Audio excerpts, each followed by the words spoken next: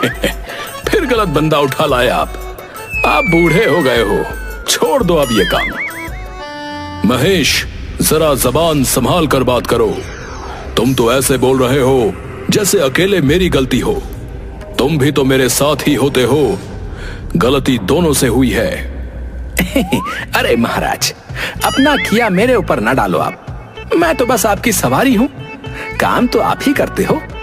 आए दिन कुछ ना कुछ गड़बड़ करते रहते हैं आप।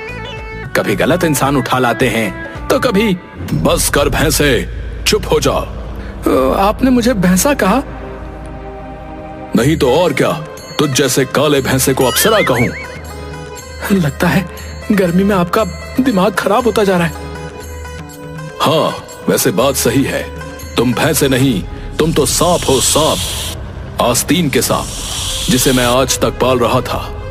मुझे नहीं पता था कि तुम मेरे बारे में इतना बुरा सोचते हो। और आप तो मेरे बारे में जैसे बड़ा अच्छा बोल रहे हो, है ना? यमलोक में हंगामा मचा हुआ था। यमराज और महेश आपस में जोर जोर से बहस कर रहे थे। तभी चित्रगुप्त वहां आ गए। अरे क्या हो गया महाराज? चित्रगुप्त, ये महेश मुझे बार बार ताने मार रहा है और कह रहा है कि मैं गलतियां कर रहा हूं। हाँ, तो इसमें गलत क्या है? अरे महाराज, आप शांति से बैठकर बात करिए। लड़ाई झगड़ा किसी का भला नहीं करता। चित्रगुप्त, आप तो ऐसे बोल रहे हैं जैसे ये सारी गलती मेरी ही है। महाराज, मैं तो बस ये कह रहा हूं कि थोड़ा शांत हो जाइए। महेश, तुम भी समझो। नहीं, ये ज्यादा हो गया है। अब और नहीं सहा जाता। महाराज का काम मुझसे अब और नहीं हो सकता। अरे महेश, तुम ऐसे कैसे जा सकते हो? यमराज का वाहन कौन बनेगा? अब आप बन जाइए। महेश, तुम सचमुच पगला गए हो। जाने दो इस भैंसे को, किसी और को पकड़ लाएंगे। ठीक है महाराज। चित्रगुप्त ने घोषणा की कि यमलोक में नए वाहन के लिए ऑडिशन होगा। ये सुनते ही यमलोक में खलबली मच गई। ऑडिशन हुआ और उसमें अलग अलग नमूने भैंसे आने लगे। महाराज, मेरा नाम है चटर मटर। आप मुझे ही चुनिए। मैं ना बहुत ताकतवर हूँ। मैं दिन रात काम कर सकता हूँ। मुझे कोई थकान नहीं होती। मैं बहुत तेज दौड़ सकता हूँ और मुझे खाना भी बहुत पसंद है महाराज। और उससे भी ज्यादा बोलना बहुत ही पसंद है महाराज। चुप हो जाओ चटर मटर, तुम तो एक दिन में मेरा दिमाग खराब कर दोगे। चलो भागो यहां से। महाराज, मैं हूं गिरधर। मैं बहुत फुर्तीला हूं। देखिए मैं कैसे दौड़ता हूं। गिरधर, तुम्हें तो अपने पैरों पर खड़ा रहना भी नहीं आता। तुम कैसे यमराज जी की सवारी बन पाओगे? क्या बात है, यहाँ तो बहुत अच्छी नींद आएगी। जाओ अपने घर जाके सो जाओ, यहाँ मनहूसियत मत फैलाओ। बहुत सारे नमूनों के बाद अंत में एक समझदार और शांत भैंसा आया जिसका नाम था नंदू। महाराज, मैं आपकी सभी जरूरतों को पूरा कर सकता हूँ। नंदू, तुम बहुत समझदार लगते हो। अब तुम ही मेरे नए वाहन बनोगे। चलो काम पर लगते हैं। ये मेरा सौभाग्य है महाराज। और इस तरह यमराज को उनका नया वाहन मिल गया। यमलोक में सबने नए भैंसे का स्वागत किया। अगले दिन यमराज ने अपने नए वाहन के साथ पहली बार किसी की जान निकालने का निर्णय लिया। नंदू, आज हमें एक व्यक्ति के प्राण हरने हैं। ध्यान रखना, कोई त्रुटि नहीं होनी चाहिए, क्योंकि वो एक जादूगर है, जादूगर संजीव। महाराज, आप चिंता मत कीजिए, सब कुछ ठीक होगा।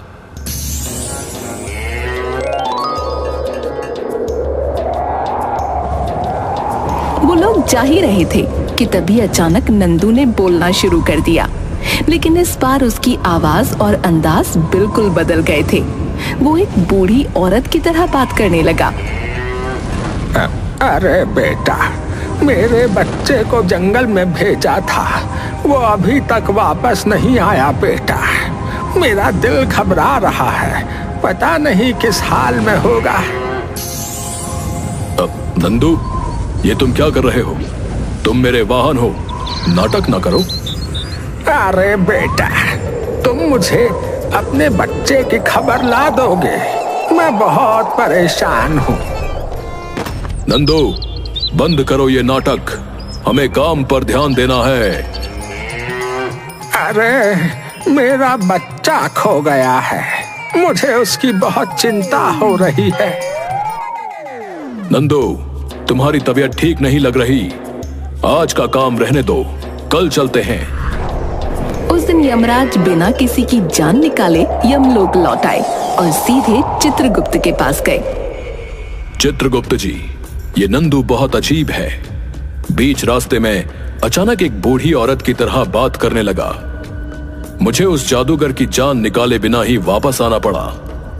अब महाराज थोड़ा रुकिए, मैं इस भैंसे का बायोडेटा चेक करता हूँ।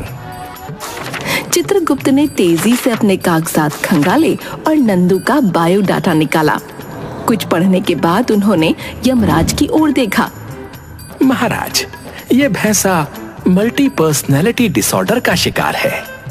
इसकी कई पर्सनैलिटीज हैं और ये किसी भी समय बदल सकती हैं। क्या? मुझे ये पहले क्यों नहीं बताया गया? मुझे इंसानों की जान लेने जाना है और अब मेरे पास वाहन भी नहीं है। महाराज, आई एम सॉरी, लेकिन अब 2 दिन की छुट्टी हो चुकी है और नया वाहन इतनी जल्दी मिलना मुश्किल है महाराज। हाँ, आप बस सॉरी बोलिए और मैं इस भैंसे रूपी बुढ़िया को झेलूं। Please please please. अच्छा, ठीक है चित्रगुप्त जी, मैं कोशिश करूंगा। अगले दिन यमराज ने फिर से धरती लोक पर जाने का फैसला किया। इस बार जैसे ही उन्होंने नंदू पर सवारी की, नंदू ने एक बूढ़े आदमी की तरह बात करना शुरू कर दिया। अरे भाई, मेरी पेंशन क्यों रोक दी? कितनी बार बैंक के चक्कर काटूं? नंदू, ये तुम क्या कर रहे हो? हमें काम पर ध्यान देना है। तुम बैंक के कर्मचारी हो ना? मेरी पेंशन का क्या हुआ?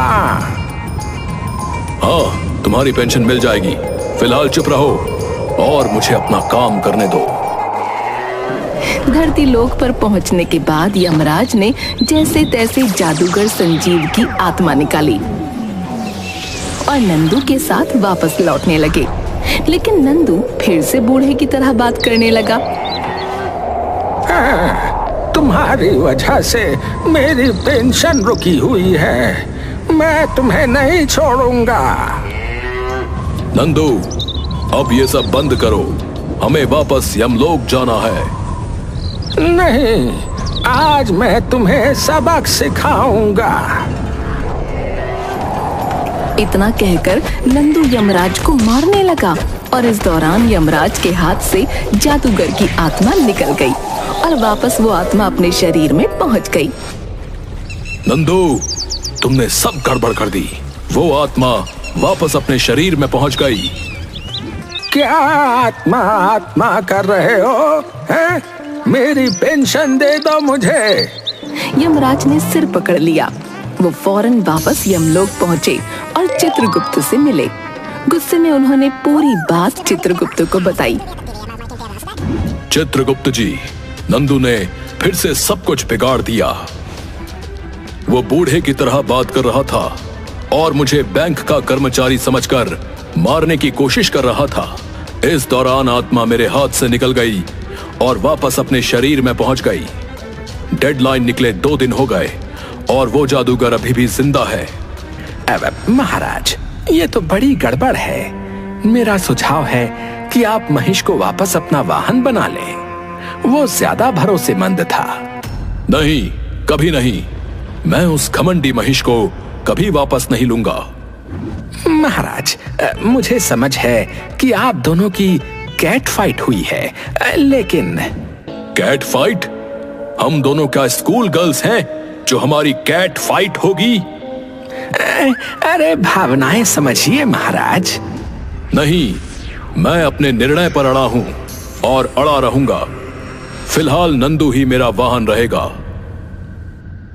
अंदर ही अंदर यमराज को महेश की याद सता रही थी, क्योंकि महेश के साथ काम करना आसान था और वो भरोसेमंद भी था, लेकिन उनकी ईगो ने उन्हें रोक रखा था।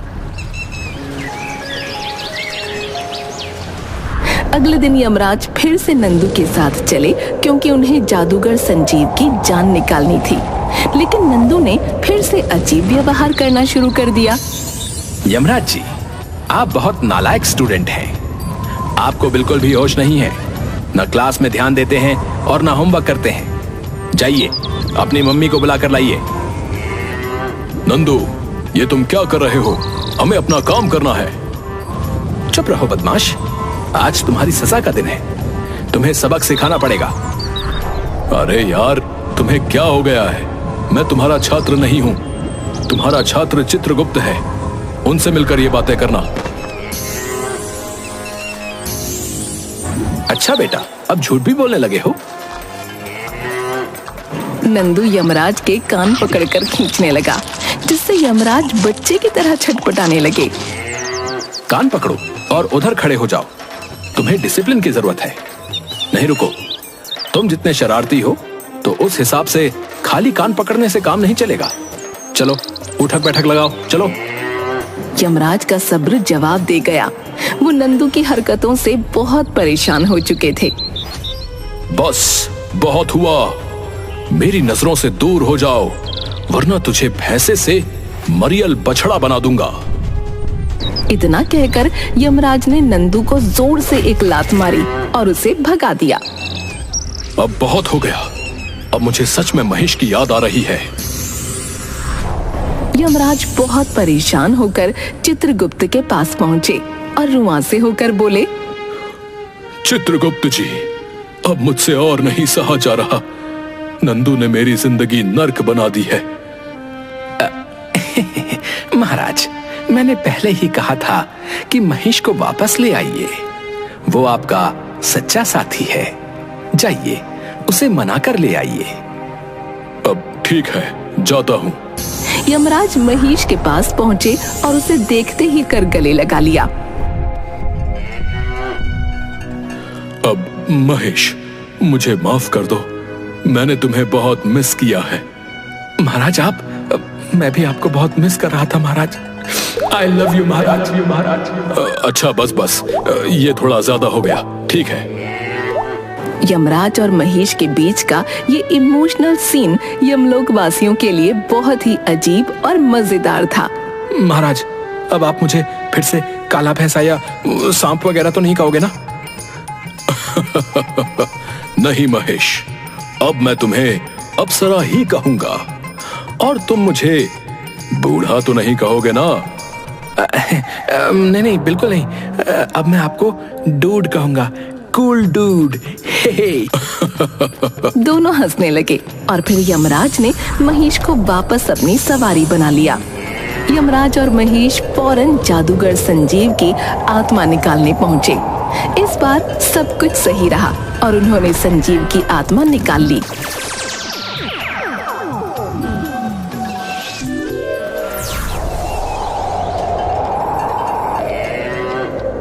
मुझे पहले ही पता चल गया था कि तुम लोग मेरी जान लेने आओगे, इसलिए मैंने महेश पर जादू किया था ताकि वो तुमसे लड़कर अलग हो जाए और तुम मेरी आत्मा ना निकाल पाओ।